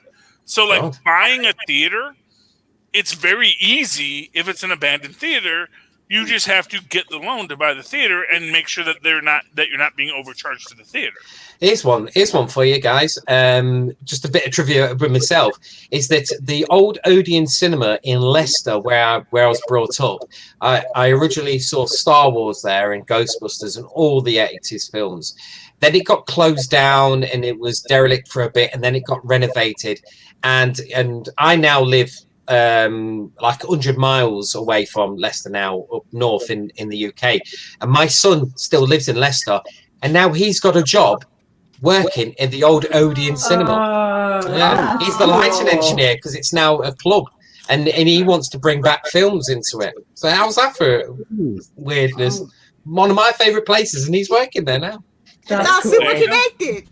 Yeah, it's all connected. Wait a minute. Here, guys, ask Luca if you like Ghostbusters. Hold on. How'd you like Ghostbusters, Luca? Good. Say, I want a proton pack and I want an outfit to go trick or treating. You weren't bothered by the poor scientific method portrayed by Peter Venkman. Okay, he's done. I was hoping to get someone who's going to totally like. Honestly, yes, that was the man. Do you know? I'm also surprised no one's brought up that Ron Jeremy was in Ghostbusters as well, and Debbie Gibson. Yeah. Well, Ron Jeremy's in everything. I think we're alone now. Yeah, and that guy that goes Ghostbusters, all right, he's made a mint. Yeah. All right. So before we get to all the plugs, I just wanted to thank everyone for being here. And like I was saying, Lilith and I were talking about doing another movie review like this at the end of the year. So everyone's invited if you want to come back and talk Austin Powers. This was incredibly fun. Yeah, I do like a bit of Austin Powers. Yeah, baby. Yeah. Big boys. Giants. See, what's fascinating about Big Boy is that it's actually several different restaurants that are all franchised out to different companies. See, where I grew up, it was Elias Brothers. Yeah, and other places it's like Frisch's. Yeah, exactly. So it's an interesting thing, but look how big it is. And there's an urban legend that there actually was a real Big Boy who was a guy who, was kind of I always thought that was a real thing. I thought it was a real thing, Big Boy. No, it is a real thing. Is it? Alaska doesn't have Big Boy. Okay, Not so too many Big places Boy have Big Boys Restaurants. anymore. That's why. So Big Boy Restaurants was one of the first franchisees restaurants. Oh, is it Big Boy? And Big Boy was their logo. And Ron Jeremy went, yes. So this is yeah, anyway, but what happened is several different companies own, so it's sort of like Sibra, if you know who Sibra is. They're one of the biggest Arby's franchisers. It's like if they put Sibra Arby's out there, and so you would know that you would go into Sibra Arby's, but actually all of them are called Arby's. And so there's a bunch of Big Boys, but some are called Elias Brothers, some are called Freshers, some are just called Big Boys. So. But the Big Boy is the uniting character. I just want to bring it back to Ghostbusters a second, right? Is that if anybody's really interested in like the ultimate making of Ghostbusters, I interviewed the writer, the director, and the producer, Anthony and Claire Brueno, who've done a fantastic documentary called "Cleaning Up the Town," which is out on Blu-ray. It's fantastic. It's got all what you want to know about the secrets and how they made it, because they've got photos. And I had such a pleasure interviewing them. So absolutely, there's one for you. Well, that's a good segue. So where can people find Ghostheads UK, Radio Free Endor, all that? Oh, well, it's on the Southgate Media Network. Go to your regular good and evil podcast people. You can find it. It's on iTunes. You can reach me at ghostheadsuk@gmail.com. I'm on Twitter myself. You could just put Ghostheads UK, you'll find it all on there. I'm on Facebook. Definitely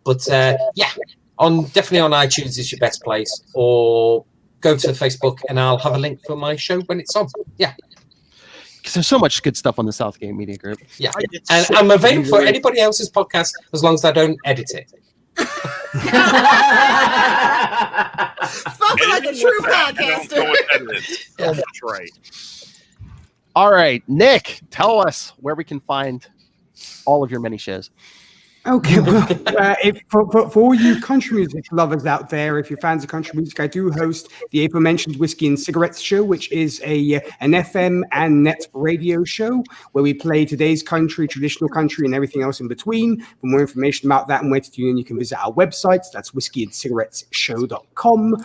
Podcast-wise, we're very proud to have 2 podcasts on the Southgate Media Network. We do, of course, Happiness in Darkness, the superhero movie podcast, where we discuss all superhero movies from Marvel, DC, Dark Horse, Image, and more.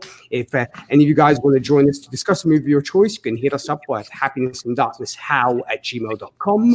Also, we also host, I host together with Zan Sprouse and Rachel Friend, Gold Standard, the Oscars movie podcast. We're reviewing all the movies that won the Oscar for Best Picture from 1927's Wings to the present day. If you would like to discuss an Oscar winner of your choice, you can hit us up at goldstandardoscars@gmail.com. Of course, both these podcasts can be found where you get your podcast, of course.